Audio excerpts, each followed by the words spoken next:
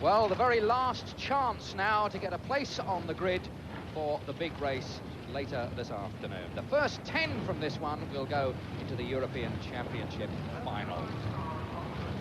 Mainly whites and yellows and blues. There is one star man in this. He's right at the very back. Most of the star men have actually been seeded straight through to the championship.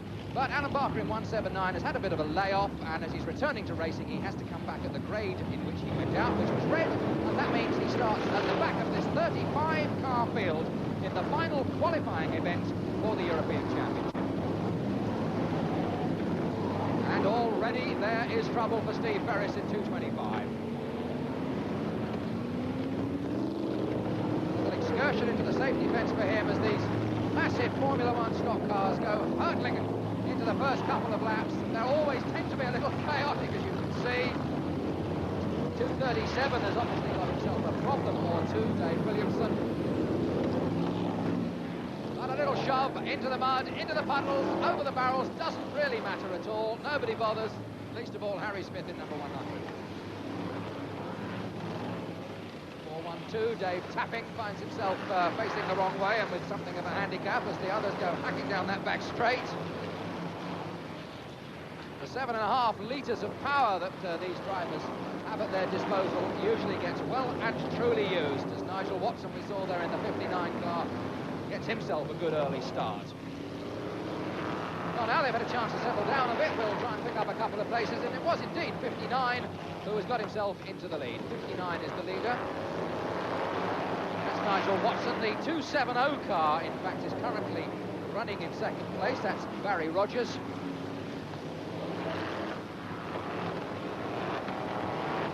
So this is the leader. Admittedly a white top, a novice grade driver that is, who had the advantage of starting at the front.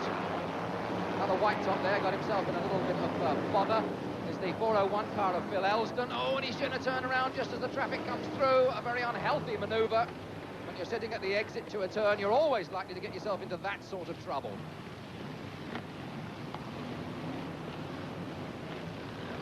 Available track width somewhat restricted back there, but the leader managed to poke his way through. 132 has now moved into third place, Pete Morton. That's the sort of congestion that they've all got to battle their way through. There's 179 Alan Barker, the one red top driver in this, just spinning himself around, trying to get back in fairly rapidly. 270 Barry Rogers has now dropped out of the placings. He was second, but of course that little mix-up has allowed the number 97 car now of Murray Harrison to move into second place. So still 59 the leader and 97 Murray Harrison second. Rest of the placings on lap 7, 269, John Rogers. That's the son of Barry we saw earlier on. 306 is now third, is fourth rather, then 170 and then 132. So with 8 laps gone, 59. The man who's chasing him is this one, 97. 306 is also there in third place, just about to take second. If we stay with these for a moment, we'll see the battle for this place. And 306, the blue top driver, one grade up from the yellows, of course. A little bit of extra experience and obviously a little bit of extra speed off the bend there, puts him comfortably up into second place and gets him on the chase after that 59 car, who is up there in the leader. But 97 is in third place, and, well, he was. That's the way to go. Don't worry about the mud. Don't worry about hooking them up on the front. Push them out of the way. That's the way it is with Formula One stock car racing. Those bars down the sides, keeping the wheels out, the barrels and the water just adding to it all. And these guys really want a place in this European Championship final, and they're prepared to really get stuck in to achieve it. And that, of course, is, or was, I should say, the leader, because the 59 car of Nigel Watson is now well and truly out. And it's 306 who's gone up into the lead. This lot are not going to be doing a great deal more. So almost looking permanent fixtures as one or two more come ploughing in. But it's 306, big note that they've got to chase. He's really going very comfortably at the moment. Coming to that chaos on the bend as the sun comes out. The track drying out even more now, apart from the mud and the water that the combatants have spread on it in one or two places in their endeavour to get to the front. So 306 is the leader.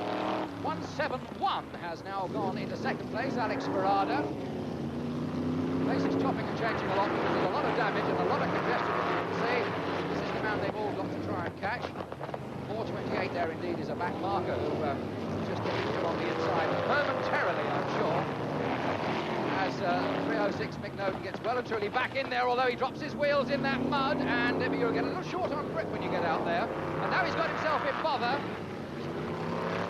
He's still there. Now, how quickly can he get back into this? The man who's going to come past in the moment is going to be the 100 car of Harry Smith.